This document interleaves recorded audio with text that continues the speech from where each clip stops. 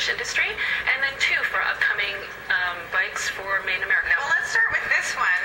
This is so old school. Tell us a little bit about this bike.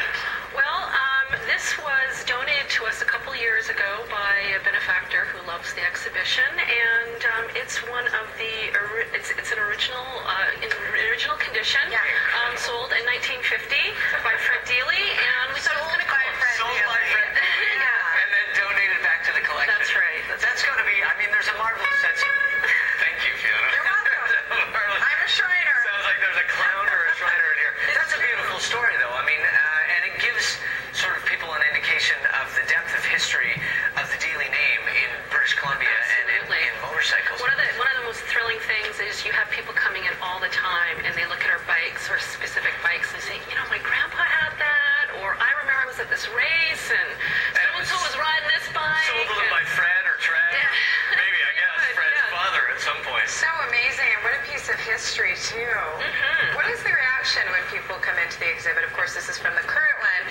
When they come in and see all that history, you must hear the greatest conversation. You know, I think people are really kind of amazed that there's so many wonderful artifacts in one location. And it's great that you guys are keeping them around. That's because right. things like this, you don't see them Well, anymore. this is definitely a passion of the owners of Deeley Harley Davidson Canada, John James and Malcolm Hunter, and this is a privately funded museum, and so they're showing their love and their passion of motorcycling to the community. How many bikes are usually on display at the museum at any There's one about time? 60 every exhibit, and we actually have almost 300 in our collection. That's crazy.